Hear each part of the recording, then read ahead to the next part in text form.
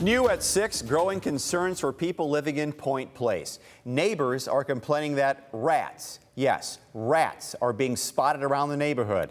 Silver Barker joins us from the newsroom. And Silver, did you see any rats today?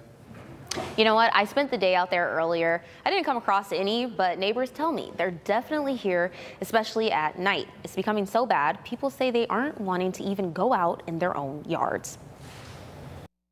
And they're running around like squirrels everywhere. My garden, I grow tomatoes, I grow cucumbers.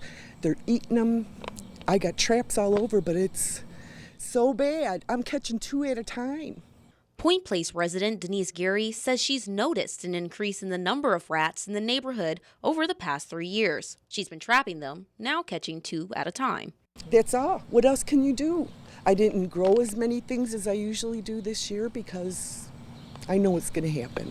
One woman who did not wish to go on camera tells me overgrown properties, like not maintaining lawns, could be to blame. They did just cut it like last week or a week and a half or so. They cut it and it's grown again. But even if grass is cut and traps are set, Lucas County Health Department's Environmental Health Director Jennifer Gottschalk says Toledo is the perfect place for rats to live. We have water, we have greeneries, we have railroads, and we are just an area where they are established.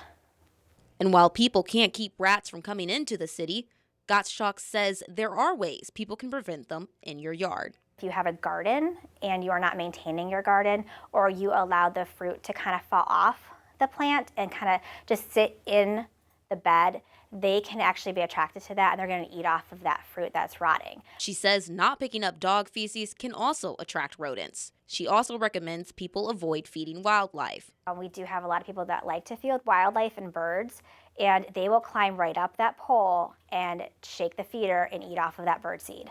Gary is hoping the city can step in. It's bad, and I know the city's been snooping around, so I'm hoping we get some help, Silver, because we've been waiting for help. It's been a few years now.